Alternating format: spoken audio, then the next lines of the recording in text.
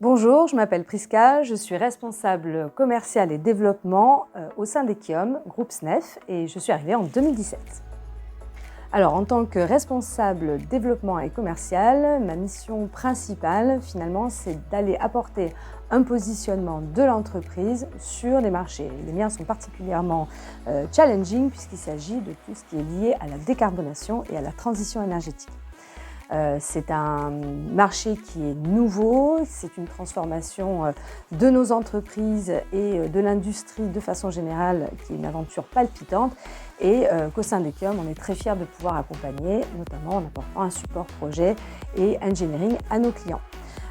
Donc dans le cadre de cette mission-là principale, forcément, il y a de la relation humaine, il y a de la compréhension technique et surtout beaucoup d'innovation, d'inventivité, de créativité pour pouvoir proposer à nos clients et à ces nouveaux marchés en émergence des solutions pertinentes et de toujours se renouveler, toujours être à la page.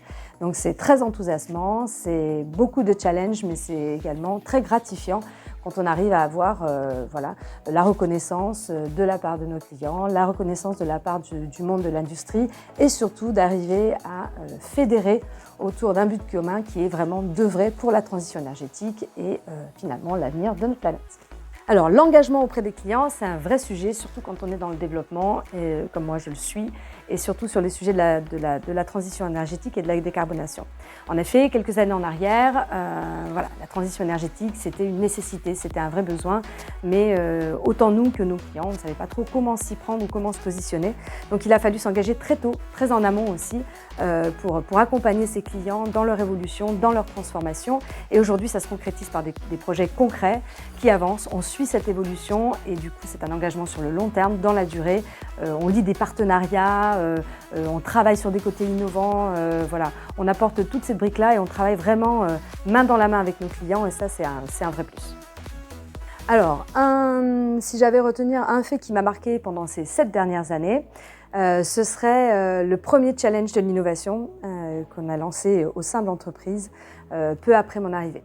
Donc on était à la croisée des chemins, ça répondait à un réel besoin, je pense, de renouvellement, de renouveau. Et donc, encore une fois, la transition énergétique, la décarbonation venaient d'arriver parmi les sujets qu'il fallait adresser. Et l'idée, ça a été d'embarquer vraiment l'ensemble des collaborateurs dans cette aventure et de se dire que chacun pouvait être un Steve Jobs dans son garage, avoir une bonne idée et la faire remonter. Et donc, c'était parti. On a lancé le premier challenge de l'innovation avec comme thématique principale la transition énergétique. Ça a été un vrai succès. Et aujourd'hui encore, on construit notre innovation au sein du groupe. Alors, un message à tous les prétendants à ce genre de poste et à ces secteurs d'activité. Clairement, allez-y, foncez.